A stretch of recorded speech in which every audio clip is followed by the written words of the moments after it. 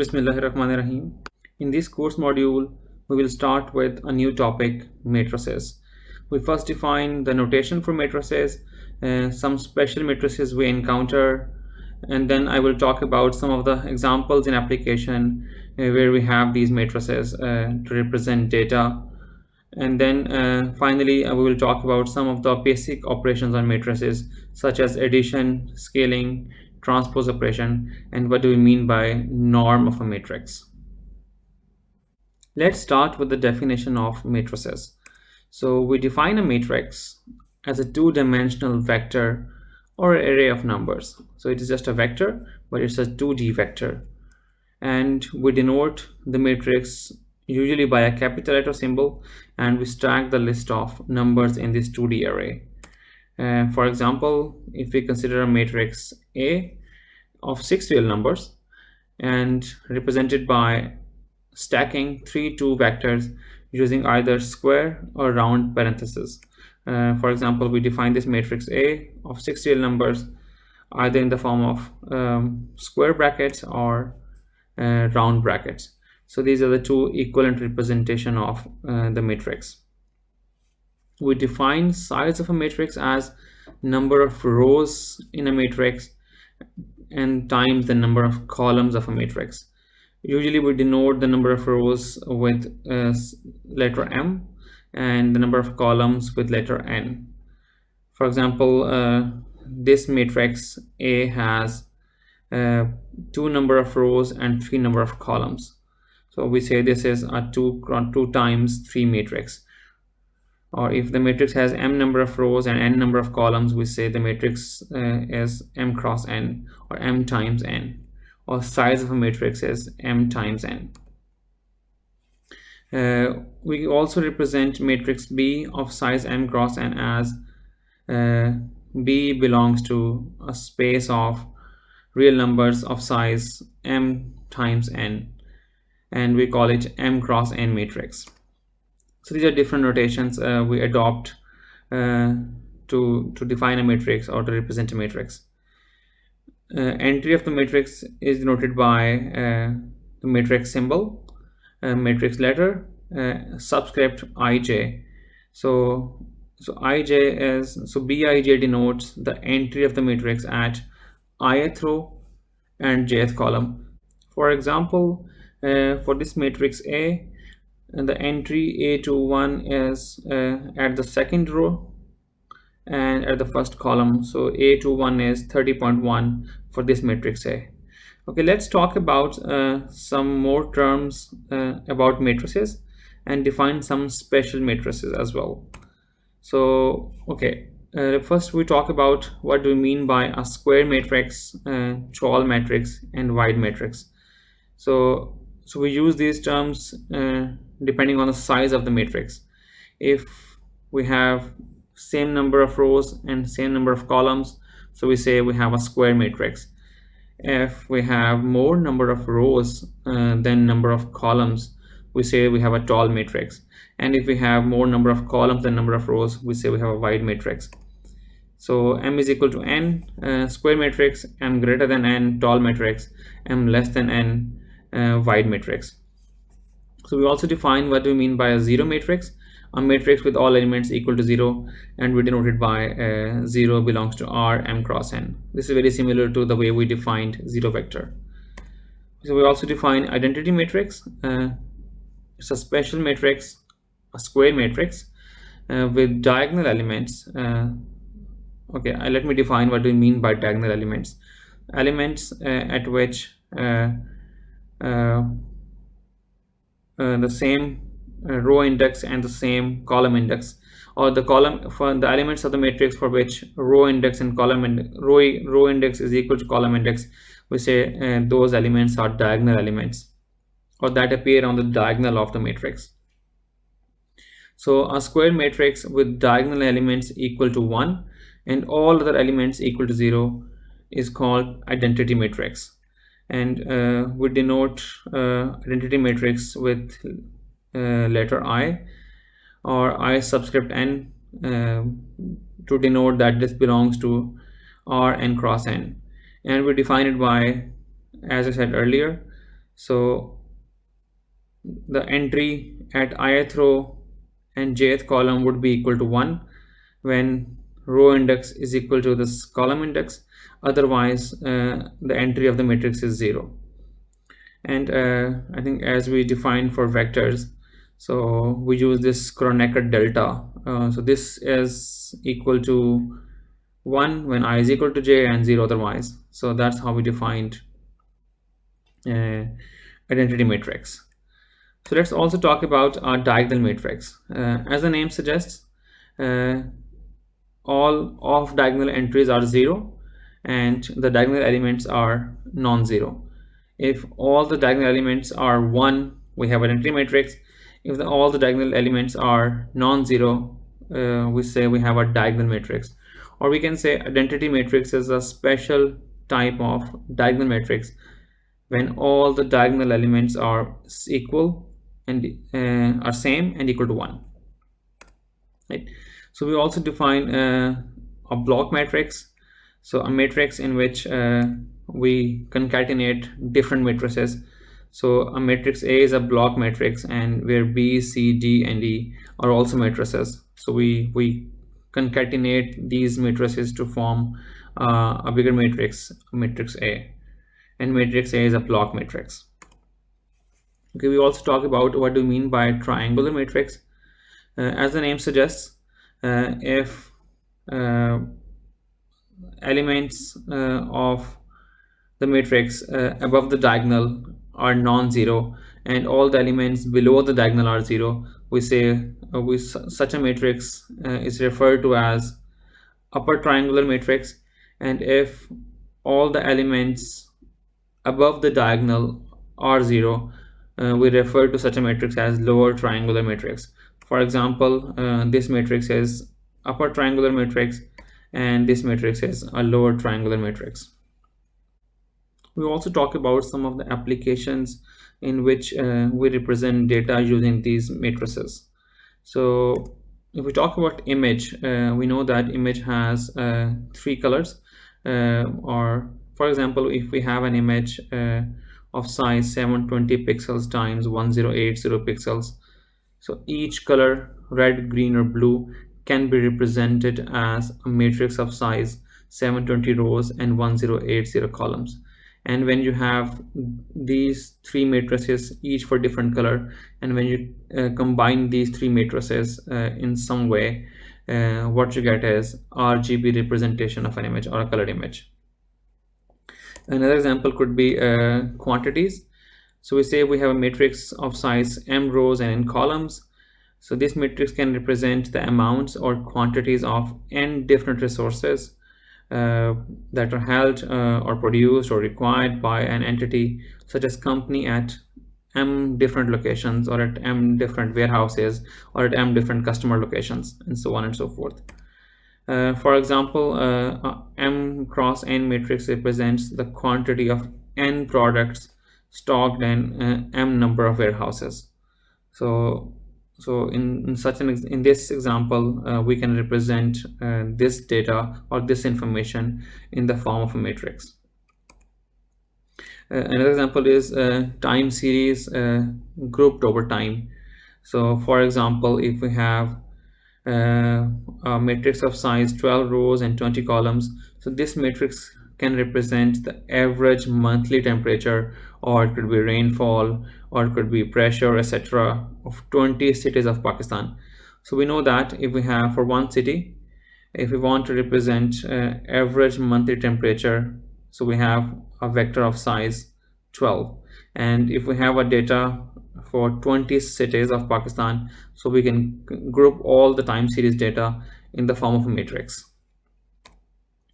Or another example could be if we have a 30 cross 7 matrix, can represent the number of expected COVID-19 patients over the next 30 days, say for 7 states or 7 territories of Pakistan. Other examples include exchange rate, audio, and in fact any quantity that varies over time, we can group it in the form of a matrix. These were just some few examples in which we represent data using the matrices. In fact, there are tons of applications in which we define data using the matrices, and we will explore some of those as we progress in the course. So now let's talk about some of the operations on matrices. So we'll start with a very simple operation, additivity and scaling. We define the addition of two matrices as component-wise addition or element-wise addition. It simply means that if we have two matrices, say A and B, say you have a matrix A that belongs to R M cross N, and say you have a matrix B that belongs to R M cross N. So we say if we add these two matrices, so and we call it their sum as a matrix C that's of same size M cross N, and the relationship between the elements of C to the elements of A and B as that C I j is equal to A I j plus B I j. That is, we have a component wise addition where I goes from obviously 1 to M and J goes from 1 to N.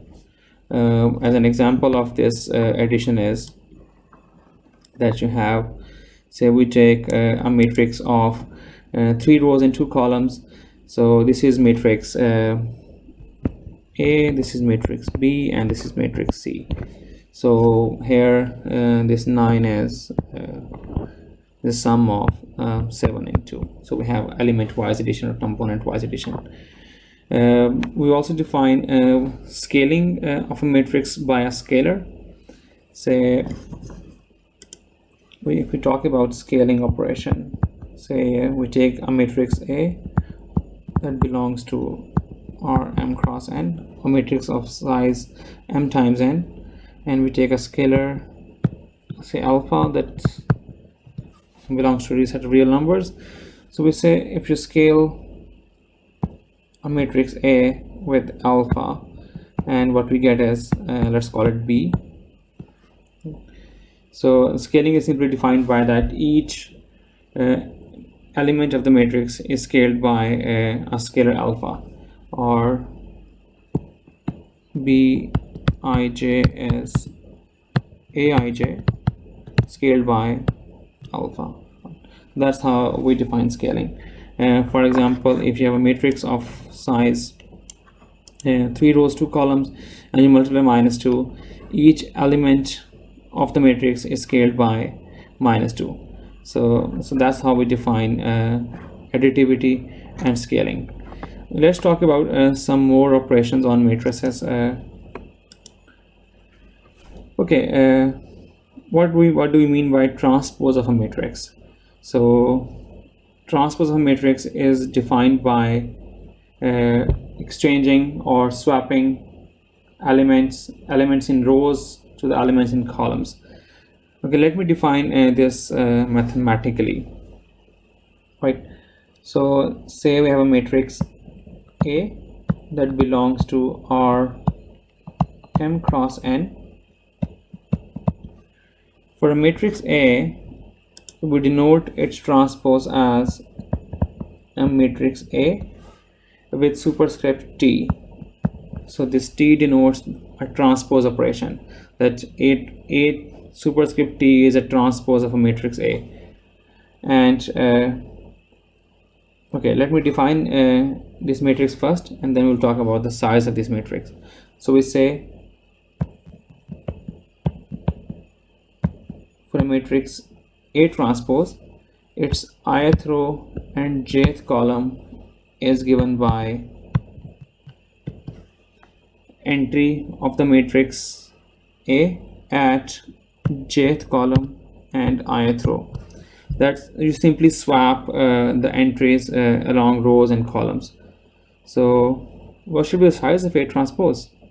So this should be, because we have swapped rows with columns, so it should be R N cross M. Okay. So let me quickly show you one example as well. So if you have a matrix, say we call this matrix as sorry, so 0 7 3 4 0 1 as A, and its transpose of this is given by, so this row becomes the first row becomes first column, and the second row becomes second column, and third row becomes third column.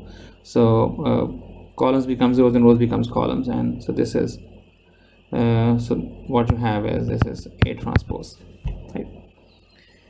Okay, so using this transpose operation, we can also talk about a concept of symmetric matrices, because symmetric matrices appear in a lot of applications, in signal processing, in graph theory, in communication, and in fact in social sciences as well. Okay, let's talk about what do you mean by concept of a symmetric matrix. So we say a matrix is symmetric if the transpose of a matrix is equal to the matrix, right? So that is super simple. So we say so we have okay, the definition of symmetric matrix.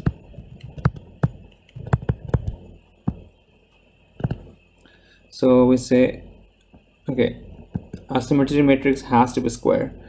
So a square matrix with same number of rows, same number of columns is called symmetric matrix. So is symmetric if A is equal to A transpose, right? That means if you take a transpose of a matrix and that does not change the matrix, so we say matrix is symmetric, right? One more concept that is related to this symmetric matrix concept is skew symmetric. So we say a matrix is skew symmetric if, as the name suggests, if A is equal to negative of A transpose. So that is an example of skew symmetric matrix. So these symmetric matrices in fact appear in many applications.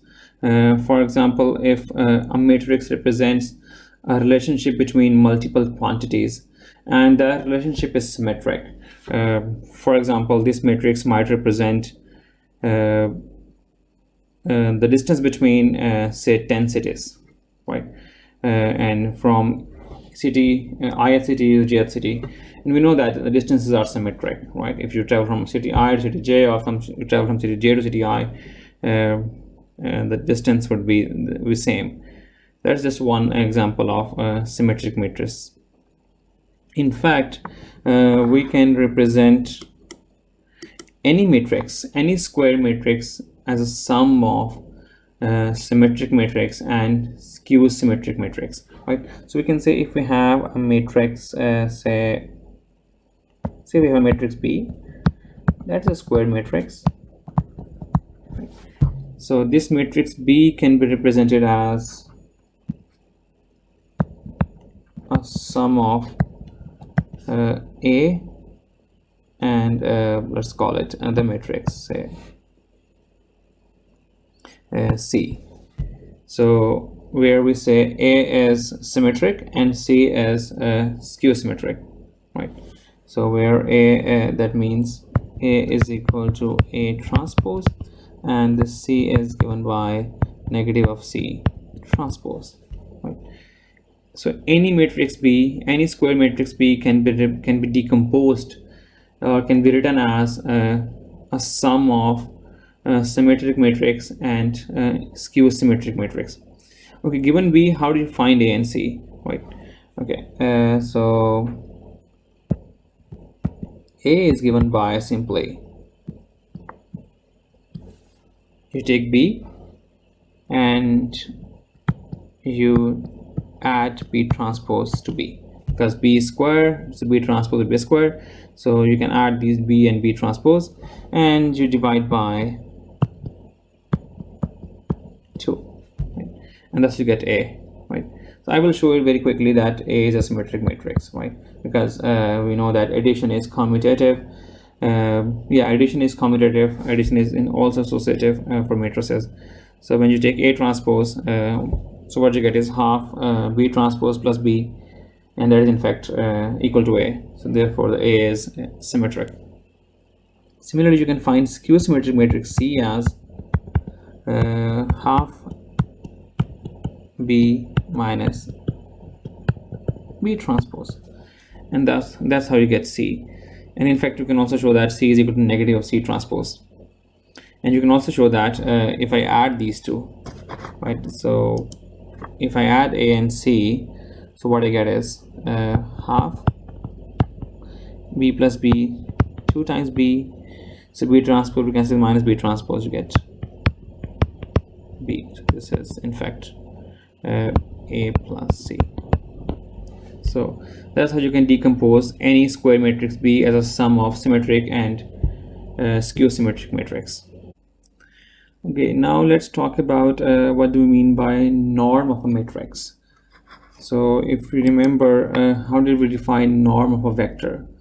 So norm of a vector quantifies the length of the vector, the strength of the vector, the distance of a point, distance of a vector from the origin.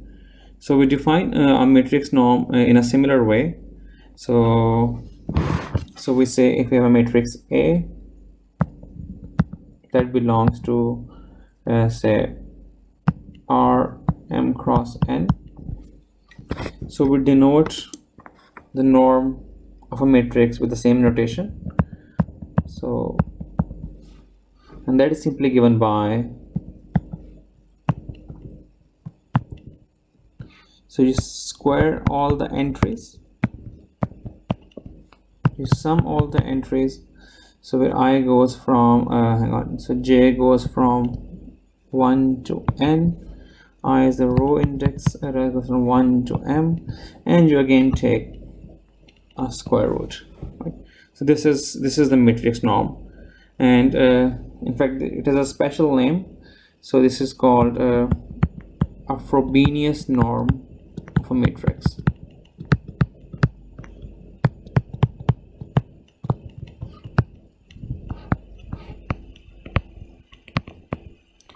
And in some textbooks we use a subscript F here to denote it as Frobenius norm.